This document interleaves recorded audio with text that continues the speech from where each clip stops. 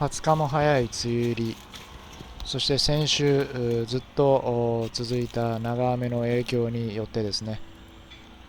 ご覧のようにキュウリが病気になってしまいました。キュウリにはいろいろ病気あるんですけども、こうやって黄色い斑点がポツポツと葉っぱに出ているので、これは間違いなく褐斑病です。褐斑病はカビの一種である病原菌によって引き起こされます。で、かかった時の対処法なんですが、まず病気にかかった葉っぱを取り除きます。取り除くことによって、病原菌を他の葉っぱに伝染させないようにします。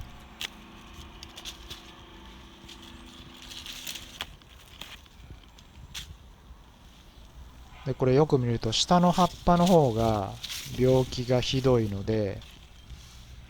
おそらく土砂降りの時にですね、その跳ねた水に病原菌が他の葉っぱに移ったと考えられます。これ病気の葉っぱは放っておいても病気は止められないし、枯れていくだけですので、どんどん取っていってください。で、上の葉っぱはまだ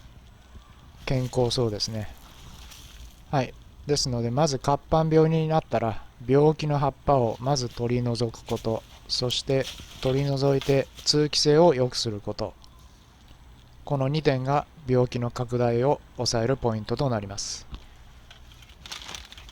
次にご紹介するのは、実際、農家の皆さんが使用している方法なんですが、この駆動石灰か有機石灰ですね。これを直接葉っぱに散布するという方法です。これ石灰には植物の耐病性を改善する効果があると言われているので、農薬などを使いたくないという方はこの方法をお勧めします。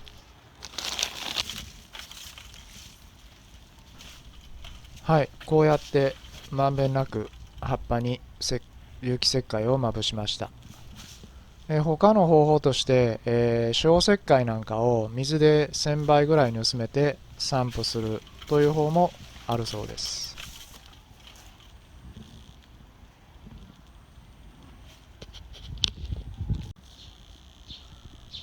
はい、人参がだいぶ大きくなってきたんですが、ここに来て嫌な現象を発見しました。これ、ちょっと葉っぱが黄色くなっているのお分かりになりますでしょうか。これは長雨のせいで人参が腐っている可能性を示しています。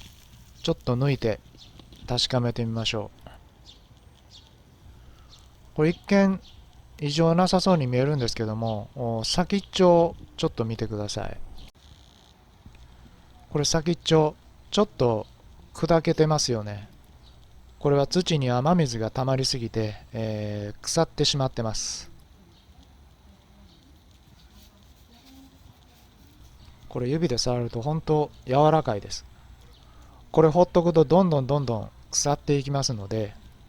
人参の葉っぱが黄色く変色していたらすぐに収穫した方がいいです。腐った部分を取り除けば十分食べれますんで。